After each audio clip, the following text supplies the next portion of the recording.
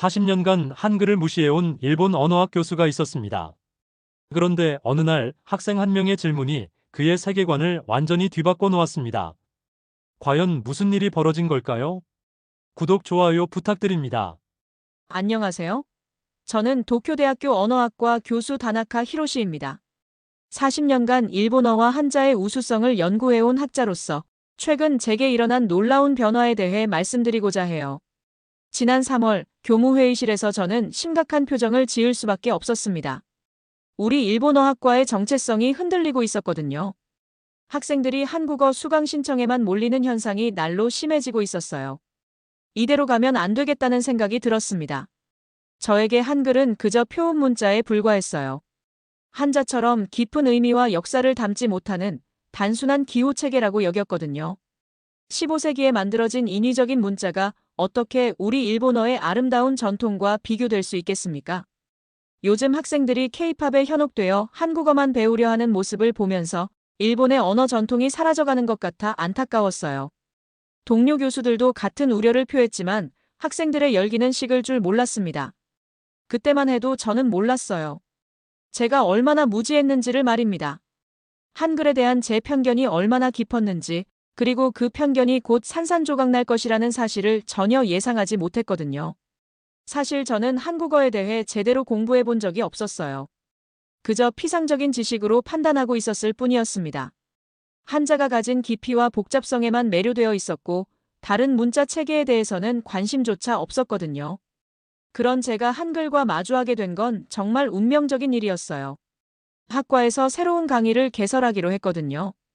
바로 동아시아 문자 비교 연구라는 과목이었습니다. 그리고 그 강의를 제가 담당하게 되었어요. 커리큘럼에는 당연히 한글도 포함되어야 했습니다. 처음에는 정말 내키지 않았어요. 하지만 이것도 기회라고 생각했습니다. 한글의 단순함을 보여주면서 한자와 히라가나의 우수성을 더욱 부각시킬 수 있겠다고 말이에요. 그래서 저는 한글을 폄하할 수 있는 자료들을 열심히 준비했습니다. 한글이 얼마나 역사가 짧고 인위적인지, 자연스럽게 발달한 일본어와는 얼마나 다른지 강조할 계획이었거든요. 첫 수업날, 저는 자신만만하게 강의실에 들어갔어요. 학생들에게 한글의 한계를 명확히 보여줄 자신이 있었습니다. 하지만 그날 벌어진 일은 제 예상과 완전히 달랐어요. 한 학생이 제게 질문을 던졌습니다. 한글이 왜 만들어졌는지 아느냐고 말이에요. 백성들이 글을 몰라서 억울함을 호소할 수 없는 것을 안타까워한 세종대왕의 마음에 대해 이야기했습니다. 그 순간 저는 당황했어요. 한글의 창제 이유에 대해 깊이 생각해 본 적이 없었거든요. 단순히 표음 문자라는 것만 알고 있었을 뿐, 그 뒤에 숨겨진 철학이나 목적에 대해서는 전혀 몰랐던 거예요. 학생의 예상치 못한 질문에 당황했던 저는 그날 밤 처음으로 한글에 대해 진지하게 생각해보게 되었습니다. 하지만 여전히 제 편견은 굳건했어요. 학과에서 결정한 새로운 강의 때문에 어쩔 수 없이 한글을 다뤄야 했지만 저는 여전히 한글의 단순함을 부각시켜 한자와 히라가나의 우수성을 증명할 계획이었거든요. 수업 준비를 하면서 저는 한글을 폄하할 수 있는 자료들을 열심히 모았습니다. 한글이 15세기에 갑자기 만들어진 인위적인 문자라는 점을 강조하려고 했어요. 일본어처럼 수천 년에 걸쳐 자연스럽게 발달한 언어와는 근본적으로 다르다는 것을 보여주고 싶었습니다. 둘째 주 강의에서 저는 자신있게 한글을 소개했어요. 한글은 역사가 짧고 깊이가 없는 문자라고 설명했습니다. 한자가 가진 철학적 깊이나 미적 아름다움과는 비교할 수 없다고 강조했거든요. 그런데 또다시 학생들이 예상치 못한 반응을 보였습니다. 한 학생이 손을 들고 질문했어요. 일본어는 한자, 히라가나, 가타카나 세 가지 문자를 모두 사용해야 하는데 한글은 하나의 체계로 모든 소리를 표현할 수 있지 않느냐는 거였어요. 저는 잠시 말문이 막혔습니다. 그 학생의 지적이 틀린 건 아니었거든요. 하지만 저는 곧 정신을 차리고 반박했어요. 일본어의 복합적 문자 체계야말로 언어의 깊이를 보여주는 증거라고 말했습니다. 또 다른 학생이 이어서 질문했어요. 한글이 컴퓨터 입력에 더 효율적이고 문맹률을 낮추는데도 효과적이라고 들었다면서 말이에요. 실제로 한국의 문맹률이 일본보다 낮다는 통계도 언급했습니다. 이번에는 정말 당황스러웠어요. 학생들이 제기한 문제들이 모두 사실이었거든요. 하지만 저는 여전히 인정하고 싶지 않았습니다. 문맹률이 낮다고 해서 문자의 우수성이 증명되는 건 아니라고 억지를 부렸어요. 수업이 끝나고 연구실로 돌아온 저는 깊은 고민에 빠졌습니다. 학생들의 질문이 계속 머릿속을 맴돌았어요. 정말 한글이 그렇게 단순하고 깊이 없는 문자일까요? 제가 놓치고 있는 부분이 있는 건 아닐까요? 그날 밤, 저는 처음으로 한글에 대해 제대로 공부해 보기로 했습니다. 물론 한글의 한계를 더 명확히 증명하기 위해서였어요. 하지만 결과적으로는 그것이 제 인생을 바꾼 결정이 되었습니다. 먼저 한글의 기본 구조부터 살펴봤어요. 기역, 니은, 디귿, 리을, 미음. 자음들을 하나하나 들여다보기 시작했습니다. 처음에는 그냥 무작위로 만들어진 기호들처럼 보였어요. 하지만 조금 더 자세히 살펴보니 이상한 점을 발견했습니다. 이 자음들이 그냥 아무렇게나 만들어진 게 아니라는 거였어요. 어떤 규칙성이 있는 것 같았습니다. 기역과 키읔, 니은과 디귿과 티읕, 미음과 비읍과 피읍. 이들 사이에는 분명히 연관성이 있었어요. 단순히 비슷하게 생긴 게 아니라 체계적인 관계가 있는 것 같았습니다. 그때까지만 해도 저는 여전히 한글을 과소평가하고 있었어요. 하지만 호기심이 생기기 시작했습니다. 정말 이 문자들이 어떤 원리에 따라 만들어진 걸까요? 다음 날 저는 도서관에서 한글에 관한 자료들을 찾아봤습니다. 그리고 놀라운 사실을 발견하게 되었어요. 한글의 자음이 발음기관의 모양을 본떠서 만들어졌다는 거였습니다. 기역은 혓뿌리가 목구멍을 막는 모양, 니은은 혀끝이 윗잇몸에 닿는 모양, 미음은 입을 다문 모양을 형상화한 것이었어요. 이것은 단순한 우연이 아니었습니다. 명백히 과학적 원리에 기반한 설계였거든요. 한글의 자음이 발음기관의 모양을 본떠 만들어졌다는 사실을 알게 된 저는 정말 충격을 받았습니다. 40년간 언어학을 연구해온 제게 이런 체계적 설계는 상상조차 할 수 없는 일이었거든요. 처음에는 믿기지 않았어요. 15세기에 이런 과학적 접근이 가능했을까요? 현대 음성학도 발음기관에 대한 정확한 이해는 비교적 최근에 이루어진 일인데 말입니다. 하지만 자료를 더 찾아보니 의심할 여지가 없었습니다. 훈민정음 해례본에는 이런 원리가 명확히 설명되어 있었어요. 아무거나 적당히 만든 게 아니라 철저한 연구와 관찰을 통해 설계된 문자였습니다.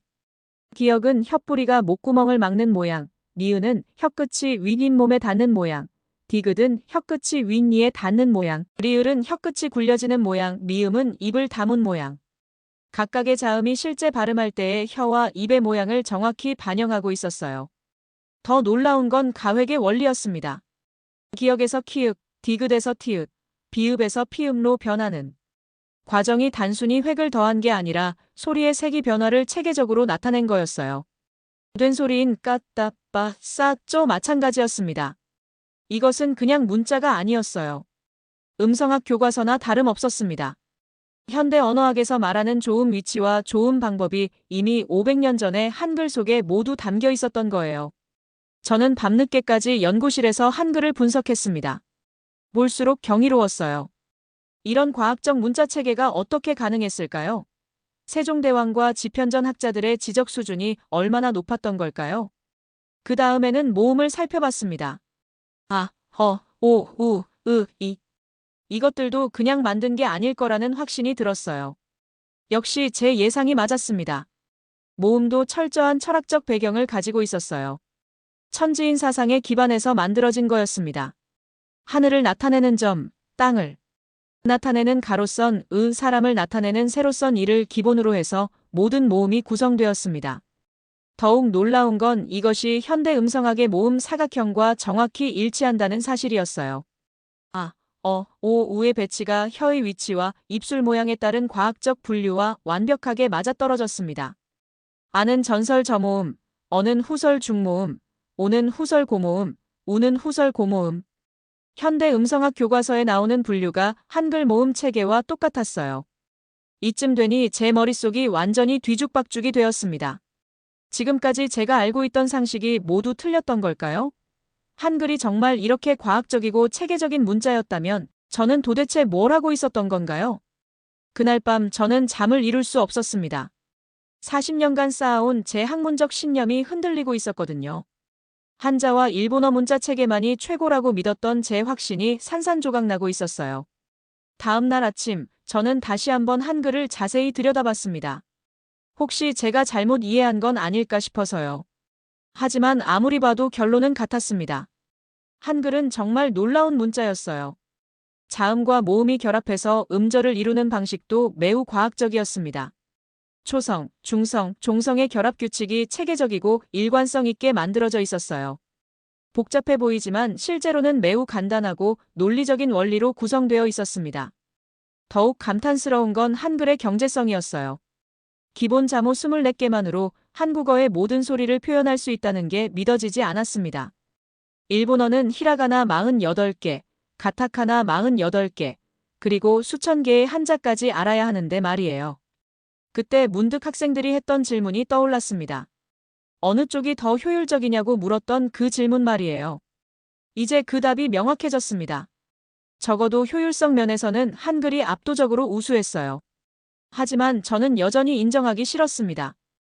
효율성이 전부는 아니잖아요. 한자가 가진 문화적 깊이와 미적, 아름다움은 한글이 따라올 수 없을 거라고 생각했어요. 한글의 과학적 체계성에 충격을 받은 저는 그래도 여전히 한자의 우수성을 믿고 있었습니다. 하지만 한글에 대해 더 깊이 파고들수록 제 확신은 점점 흔들렸어요. 셋째 주 강의 준비를 하면서 저는 한글의 역사를 더 자세히 살펴봤습니다. 세종대왕이 한글을 만든 이유가 단순히 새로운 문자를 만들고 싶어서가 아니라는 걸 알게 되었어요. 당시 조선의 백성들은 한자를 몰라서 자신들의 생각을 글로 표현할 수 없었습니다.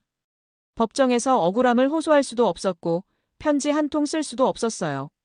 세종대왕은 이런 현실을 안타까워하며 누구나 쉽게 배울 수 있는 문자를 만들고자 했던 거였습니다. 이 사실을 알고 나니 한글에 대한 제 시각이 달라지기 시작했어요. 한글은 단순히 언어학적 실험이 아니라 백성을 사랑하는 왕의 마음에서 나온 결과물이었습니다. 문자의 민주화를 이룬 혁명적 발명품이었던 거예요. 더 놀라운 건 한글 창제 과정에서 보여준 학문적 엄밀성이었습니다. 세종대왕과 집현전 학자들은 중국의 음성학은 물론이고 몽골 문자, 산스크리트어까지 연구했어요. 심지어 당시 명나라 음성학자들과도 교류하며 최신 이론을 습득했습니다. 한글은 그냥 하루아침에 만들어진 게 아니었어요. 수년간의 치밀한 연구와 실험을 거쳐 탄생한 과학적 산물이었습니다. 이런 사실을 알고 나니 제가 한글을 얼마나 무시했는지 부끄러워졌어요. 그날 오후 강의에서 저는 처음으로 한글에 대해 객관적으로 설명했습니다. 물론 여전히 한자의 우수성을 강조했지만 한글의 과학성도 인정하지 않을 수 없었어요. 학생들의 반응은 즉각적이었습니다. 한 학생이 질문했어요. 그럼 교수님도 한글이 우수한 문자라고 생각하시느냐고 말입니다. 저는 잠시 망설였어요. 우수하다고 말하기에는 아직 제 자존심이 허락하지 않았거든요. 저는 한글이 분명히 잘 만들어진 문자이긴 하지만 문화적 깊이 면에서는 한자를 따라올 수 없다고 답했습니다. 한자는 수천 년의 역사와 철학이 담겨 있는 반면 한글은 아직 그런 깊이가 부족하다고 설명했어요. 그런데 또 다른 학생이 예상치 못한 지적을 했습니다. 문자의 목적이 무엇이냐고 물었어요. 문자는 생각을 정확하고 효율적으로 전달하는 도구인데 그렇다면 배우기 쉽고 사용하기 편한 한글이 더 우수한 것 아니냐는 거였습니다. 저는 할 말을 잃었어요. 학생의 말이 틀리지 않았거든요. 문자의 본질적 기능을 생각해보면 한글이 더 효과적일 수 있었습니다. 하지만 여전히 인정하고 싶지 않았어요. 그날 밤 연구실에서 저는 혼자만의 실험을 해봤습니다. 제 이름을 한글로 써보는 거였어요. 다나카 히로시. 디귿. 아, 니은. 아, 키읔. 아, 히읗. 이, 리을. 오, 시옷. 이. 놀라운 일이 벌어졌습니다. 복잡한 일본어 한자로 표기되는 제 이름이 한글로는 이렇게 간단하고 명확하게 표현되었어요. 발음도 정확했고 외국인도 쉽게 읽을 수 있을 것 같았습니다. 저는 계속해서 다른 일본어 단어들을 한글로 써봤어요. 사쿠라는 사쿠라, 도쿄는 도쿄, 아리가토는 아리가토. 모든 일본어 소리가 한글로 정확하게 표현되었습니다. 그때 깨달았어요. 한글이 단순한 게 아니라 간결함의 극치라는 것을. 복잡한 것을 복잡하게 표현하는 건 쉬워요. 하지만 복잡한 것을 간단하고 정확하게 표현하는 건 정말 어려운 일입니다. 한글은 바로 그런 어려운 일을 해낸 문자였어요. 세상의 모든 소리를 24개의 기본 문자로 표현할 수 있다는 게 얼마나 경이로운 일인지 이제야 깨달았습니다. 그런데 문득 또 다른 의문이 들었어요. 한글이 이렇게 과학적이고 효율적이라면 왜 일본에서는 이런 사실이 잘 알려지지 않았을까요? 왜 저는 40년간 이런 중요한 사실을 모르고 있었던 걸까요? 아마도 그것은 편견 때문이었을 거예요. 한국과 일본의 복잡한 역사적 관계, 그리고 일본 학계의 보수적 성향이 한글에 대한 객관적 평가를 가로막았던 것 같습니다. 저 역시 그런 편견에 사로잡혀 있었어요. 한글을 제대로 연구해보지도 않고 단순하다고 치부해버렸던 거죠. 진정한 학자라면 편견 없이 모든 것을 객관적으로 바라봐야 하는데 저는 그러지 못했던 겁니다. 넷째 주가 되자 제 강의실 분위기가 완전히 바뀌었습니다. 학생들이 제게 더욱 적극적으로 질문을 던지기 시작했어요. 그들은 제가 한글에 대해 조금씩 인정하는 모습을 보고 더 깊이 파고들고 있었습니다. 그날 수업에서 한 학생이 손을 들었어요. 한글의 디지털 시대 적합성에 대해 물었습니다. 컴퓨터나 스마트폰으로 입력할 때 한글이 얼마나 효율적인지 아시느냐는 거였어요. 솔직히 저는 그런 측면은 생각해 본 적이 없었습니다. 언어학자로서 문자의 전통적 가치에만 집중했지 현대적 활용성은 고려하지 않았거든요. 하지만 학생의 설명을 들어보니 정말 놀라웠어요. 한글은 자음과 모음이 조합되는 방식이 체계적이어서 키보드 입력이 매우 빠르다는 거였습니다. 일본어처럼 한자 변환 과정이 필요 없고 타이핑 속도도 훨씬 빠르다고 했어요. 실제로 세계 타이핑 대회에서 한국어 사용자들이 상위권을 독점하는 경우가 많다고 덧붙였습니다. 또 다른 학생이 이어서 말했어요. 한글의 학습 용이성에 대해서였습니다. 외국인이 한국어를 배울 때 한글은 며칠 만에 읽을 수 있게 되지만 일본어는 한자 때문에 몇 년이 걸린다는 거였어요. 저는 점점 궁지에 몰리는 기분이었습니다. 학생들이 제기하는 모든 점들이 합리적이었거든요. 하지만 여전히 제 자존심이 허락하지 않았어요. 저는 학습의 용이성이 반드시 문자의 우수성을 의미하는 건 아니라고 반박했습니다. 그런데 가장 충격적인 질문은 그 다음에 나왔어요. 심지어 세종대왕의 날을 기념해서 문해상까지 제정했다고 했어요. 이 말을 듣고 저는 정말 충격을 받았습니다. 국제적으로 한글의 우수성이 이미 인정받고 있다는 건데 정작 옆 나라인 일본의 언어학자인 제가 그 사실을 모르고 있었던 거예요. 수업이 끝난 후 저는 급히 인터넷으로 확인해 봤습니다. 정말로 유네스코에서 한글의 우수성을 높이 평가하고 있었어요. 세계 문해의 날에 한글의 과학성과 효율성을 자주 언급하고 있었습니다. 더 놀라운 건 세계 각국의 언어학자들이 한글을 연구하고 있다는 사실이었어요. 미국, 영국, 독일의 유명한 대학에서 한글의 음성학적 우수성에 대한 논문들이 계속 발표되고 있었습니다. 저는 정말 부끄러웠어요. 바로 옆 나라의 문자인데도 제가 이런 기본적인 사실들을 모르고 있었다니요. 40년간 언어학을 연구했다고 자부했는데 얼마나 편협한 시각을 가지고 있었던 건지 깨달았습니다. 그날 밤 저는 한글에 대한 해외 연구 자료들을 찾아봤습니다. 정말 많은 논문들이 있었어요. 한글의 음성학적 정확성, 학습 효율성, 정보 처리 능력 등 다양한 측면에서 긍정적인 평가를 받고 있었습니다. 특히 인상적이었던 건 언어학자 제프리 샘슨이 쓴 글이었어요. 한글을 세계에서 가장 합리적이고 과학적인 문자 체계라고 평가했더군요. 자음과 모음의 결합 원리, 음성학적 정확성, 표기의 일관성 모든 면에서 다른 문자를 압도한다고 했습니다. 또 다른 연구에서는 한글의 뇌과학적 우수성에 대해 다뤘어요. 한글을 읽을 때 뇌의 좌뇌와 우뇌가 균형 있게 활성화된다는 거였습니다. 이는 다른 문자에서는 찾아보기 어려운 특징이라고 했어요. 이런 자료들을 읽으면서 저는 점점 더 부끄러워졌습니다. 세계 언어학계에서 이미 인정받고 있는 한글의 우수성을 제가 무시하고 있었던 거예요. 더 나아가 제 학생들이 저보다 더 많은 것을 알고 있었던 겁니다. 다음 날 아침, 저는 거울을 보며 스스로에게 물었어요.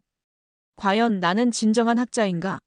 편견 없이 진실을 추구하는 연구자인가?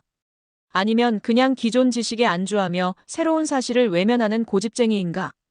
답은 명확했습니다. 저는 후자였어요.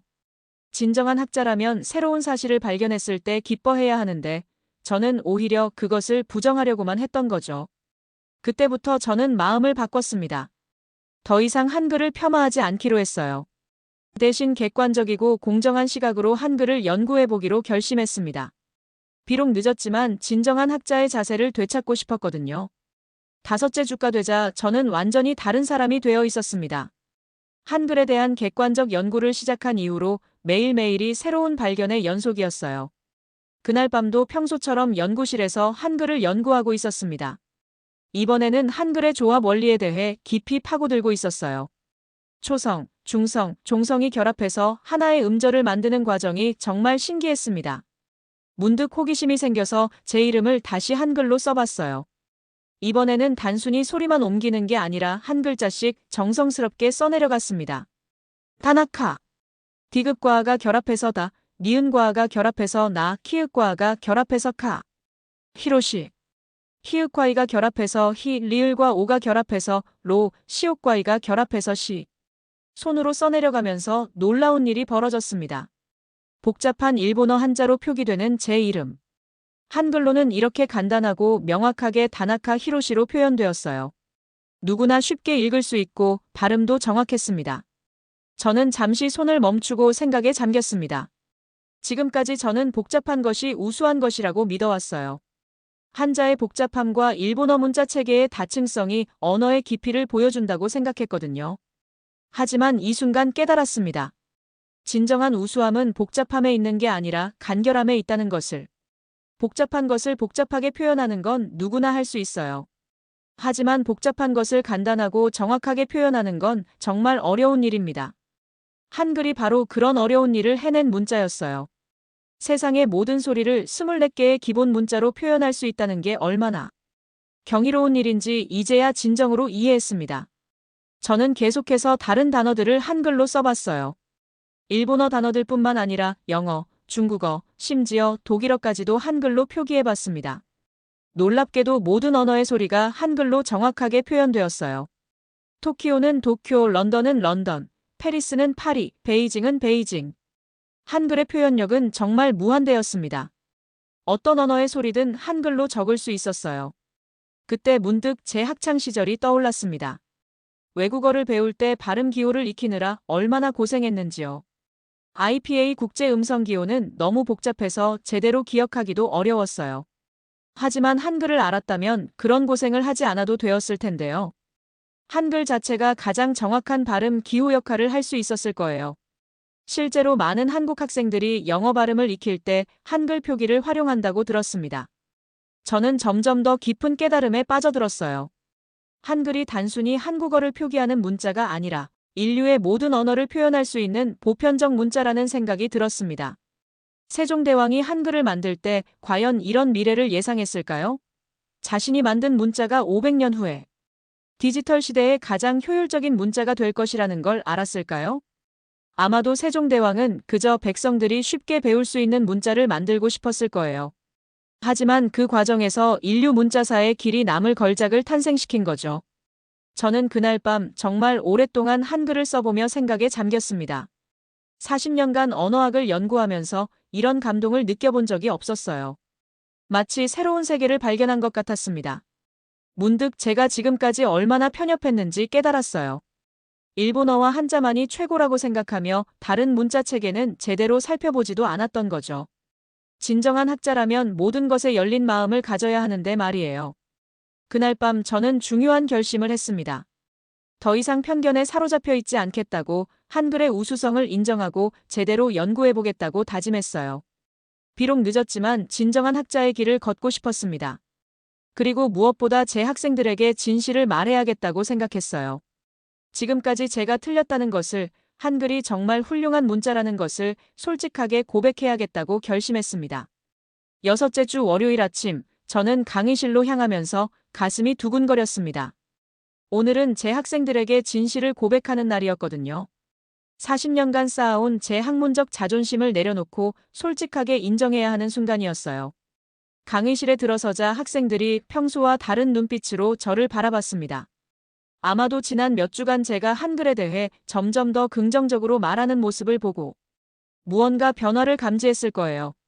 저는 깊게 숨을 들이쉬고 용기를 내어 말을 시작했습니다. 여러분께 정말 중요한 말씀을 드리고 싶다고, 지난 몇 주간 제가 깨달은 진실에 대해 이야기하고 싶다고 말했어요. 교실이 조용해졌습니다. 학생들이 모두 집중해서 제 말을 듣고 있었어요. 저는 천천히 입을 열었습니다. 제가 잘못 생각했다고 고백했어요. 한글이 제가 무시할 문자가 아니었다고 말입니다. 오히려 한글은 15세기에 만들어진 세계 최고 수준의 과학적 문자 체계라고 인정했어요. 음성학적 원리에 기반해서 체계적으로 설계되었고 학습이 쉬우면서도 정확한 표현이 가능하다고 설명했습니다. 이런 문자를 만든 세종대왕과 집현전 학자들의 지혜는 정말 경이롭다고 진심으로 말했어요. 학생들은 놀란 표정이었어요. 그동안 한글을 폄하했던 교수가 갑자기 한글을 극찬하니까 당황스러웠을 거예요. 한 학생이 조심스럽게 질문했습니다. 그럼 교수님도 한국어를 배우실 건지 물었어요. 저는 미소를 지으며 답했습니다. 이미 시작했다고, 정확히는 한글을 통해 언어학을 다시 배우고 있다고 말했어요. 한글 연구를 통해 제가 그동안 놓치고 있던 언어학의 새로운 측면들을 발견하고 있다고 설명했습니다. 그러자 학생들의 표정이 밝아졌어요. 어떤 학생은 박수까지 쳤습니다. 아마도 제가 편견을 버리고 진실을 인정하는 모습에 감동받았을 거예요. 저는 계속해서 제가 깨달은 것들을 이야기했습니다. 한글의 자음이 발음기관을 본떠 만들어졌다는 과학성, 모음이 천지인 철학에 기반했으면서도 현대 음성학과 정확히 일치한다는 놀라운 체계성에 대해 설명했어요. 특히 한글의 경제성에 대해 강조했습니다. 24개의 기본 문자만으로 모든 소리를 표현할 수 있다는 것이 얼마나 혁신적인지, 디지털 시대에 얼마나 유용한지 말했어요. 한 학생이 질문했습니다. 그럼 이제 한자보다 한글이 더 우수하다고 생각하시냐고 물었어요. 저는 잠시 생각하고 신중하게 답했습니다. 문자에는 우열이 없다고 말했어요. 각각의 문자가 서로 다른 장점을 가지고 있다고 설명했습니다. 한자는 표의문자로서 깊은 의미를 담을 수 있고 한글은 표음문자로서 정확하고 효율적인 소리 표현이 가능하다고 했어요. 하지만 분명한 건 제가 그동안 한글을 너무 무시했다는 거라고 솔직하게 인정했습니다. 편견 때문에 한글의 진정한 가치를 보지 못했다고 고백했어요. 그때 한 학생이 정말 감동적인 말을 했습니다. 교수님 같은 분이 편견을 인정하고 바꾸는 모습이 진정한 학자의 자세라고, 자신들도 그런 열린 마음을 배우고 싶다고 말했어요. 저는 정말 감격했습니다.